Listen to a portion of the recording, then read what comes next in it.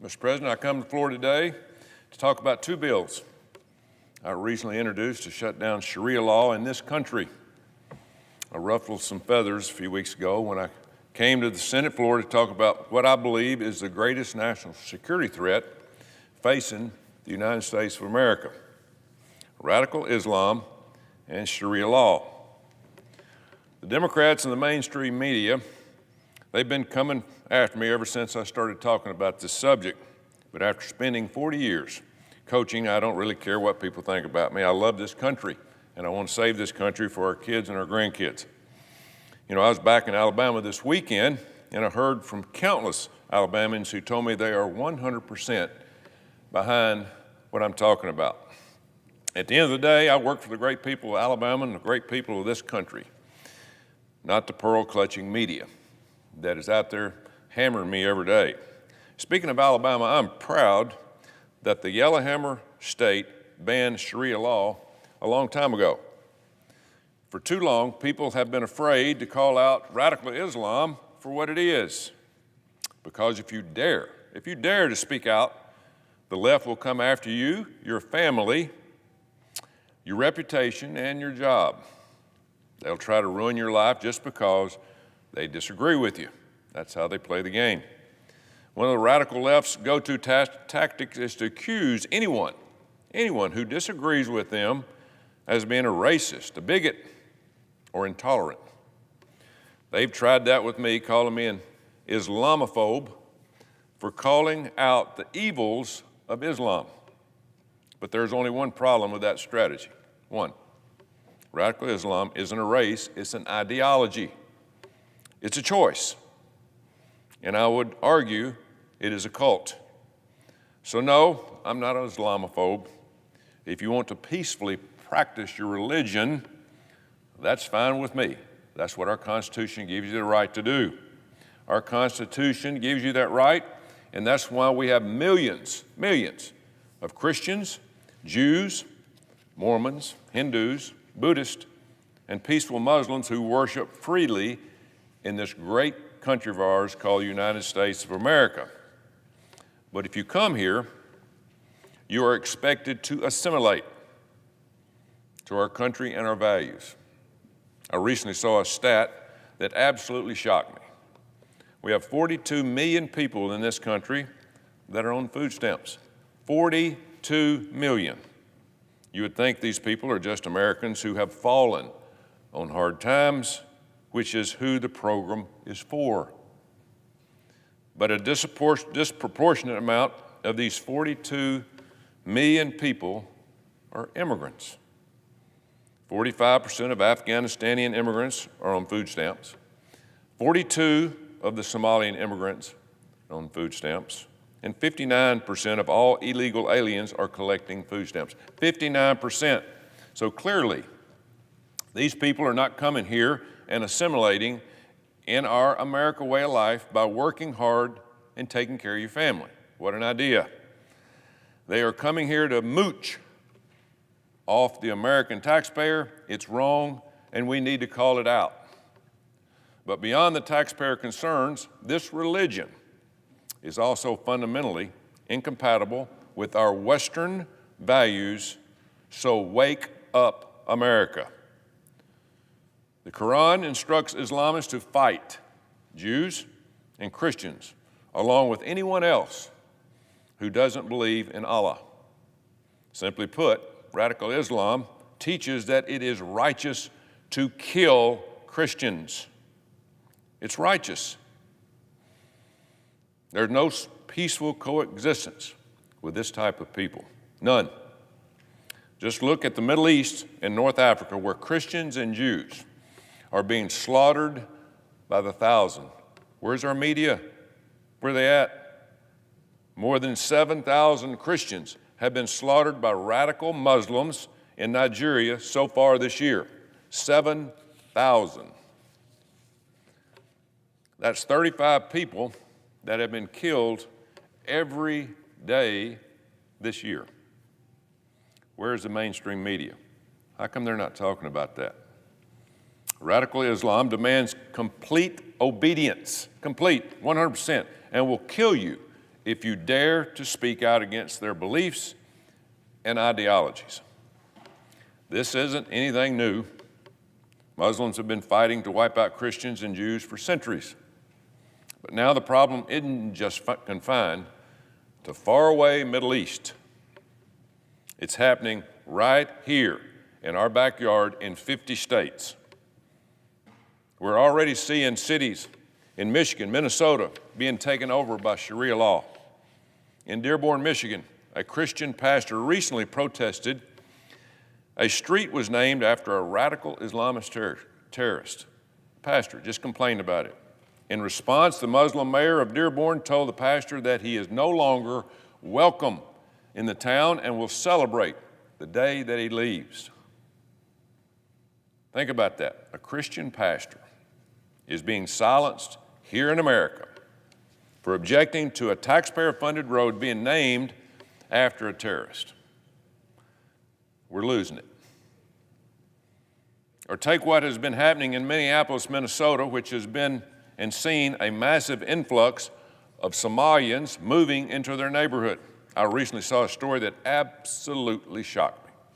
More than 75 Somalians have been arrested in a massive scheme where they stole $300 million from a American taxpayer-funded child nutrition program. $300 million. So these Somalian criminals came to Minneapolis.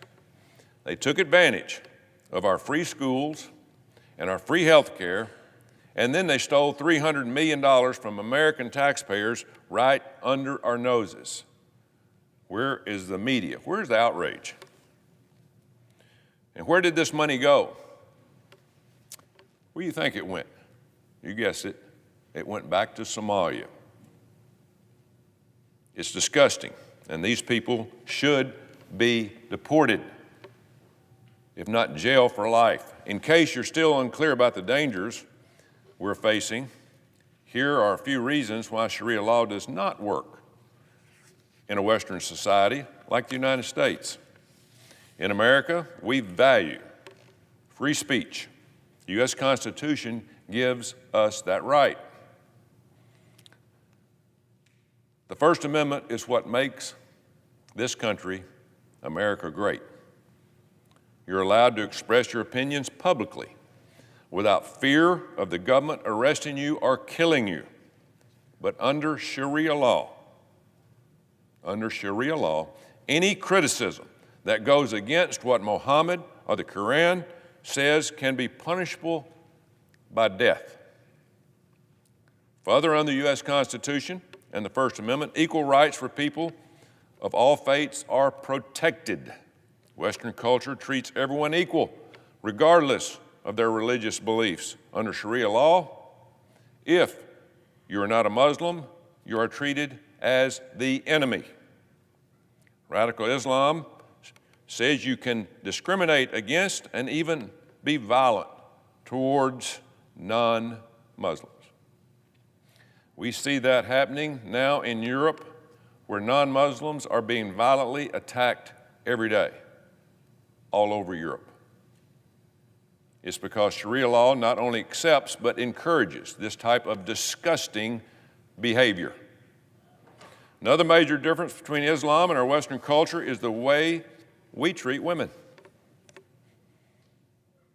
In the U.S., marriage happens when a man and woman mutually decide that they want to get married and be with each other. But under Sharia law, older men are allowed to marry 6-year-old girls, which is unbelievable.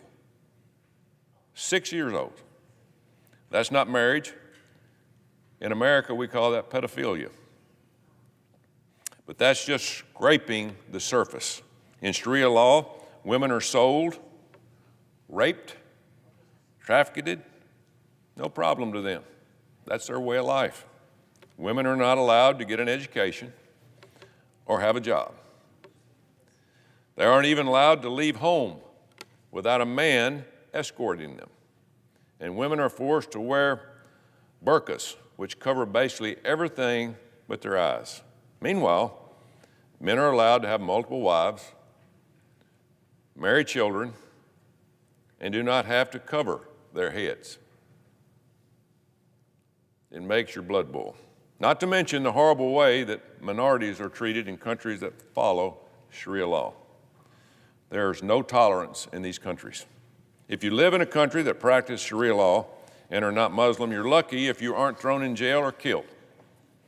That's because Islam and Sharia law teach that you must hate non-Muslims and should wage jihad, which literally means holy war against people who do not believe. One thing I find particularly ironic is how the left turns a blind eye to the horrible ways LGBT people are treated in countries that follow Sharia law. In countries like Iran, Saudi Arabia, and Yemen, gay people are often given the death penalty. Does that sound like a peaceful, tolerant religion to you? Not me. Unfortunately, this poisonous religion, which I think is closer to a cult, is rapidly growing in this country. Wake up, America.